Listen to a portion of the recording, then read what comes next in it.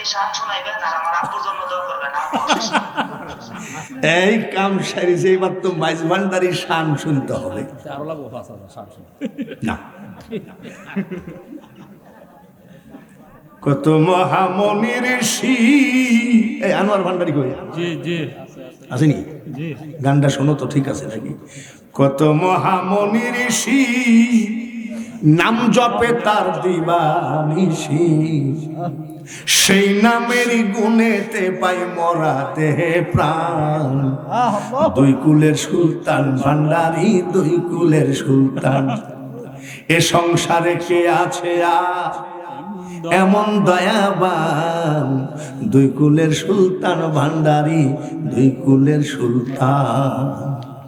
বাবা খনেক থাকে আসমানেতে, খনেক নামে জমিনেতে, এক পলকে সায়ের করে সারাটি জাহান।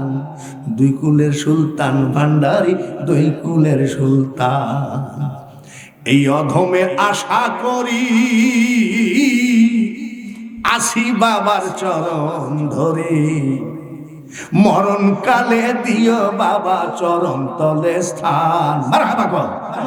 মরণ কালে দিও বাবা চরণ তলে স্থান। দুই কুলের সুলতান ভান্ডারি, দুই কুলের সুলতান। রানা একটা মাইজ ভান্ডারি কালাম শুনতে চাইছে, আরো জি কইতাছে।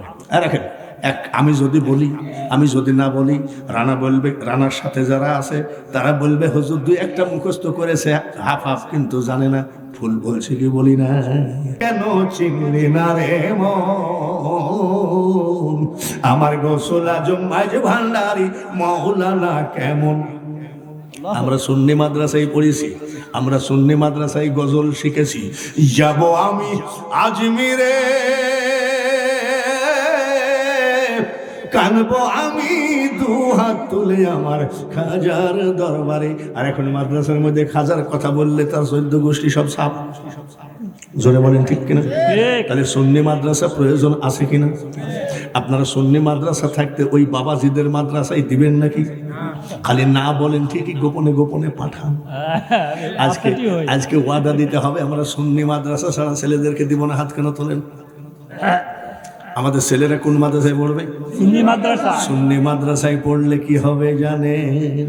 সুন্নি মাদ্রাসায় পড়লে হবে খাজা তোমার খাজনা দেব, এইগুলো শিখবে। খাজা তোমার খাজনা দেব আজমিরেতে গিয়া, দয়া করে তুমি যদি নেও গো তরায়া। আব্বা আনোয়ার ভান্ডারি কি দিল?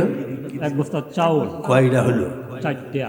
তা আমাদের তো পাক পাঞ্জাতন 5 দিয়ে, আর একটাকে কষ্ট মষ্ট করে হাত তোলা যায় না। এটা হবে উস্তাদের মায়ের।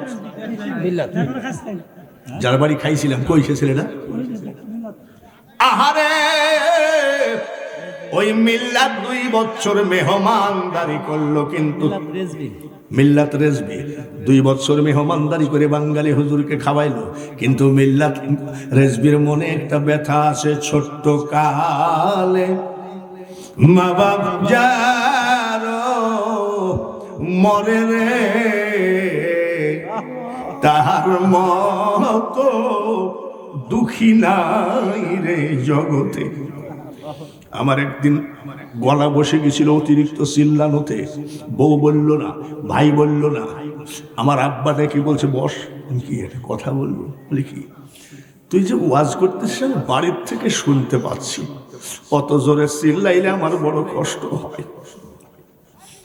এই কথাটা একমাত্র বাবা বলেছেন, অত জোরে চিল্লাইলে আমার কষ্ট হয়। আর তামাম বাংলার মানুষ বলেছে হুজুর আর একটু চিল্লান। তাই বলেছি মিল্লাত রেজবির একটা ব্যথা। ছোট্ট কালে মা বাপ যারো মরে রে, তাহার মতো দুঃখী নাই রে জগতে।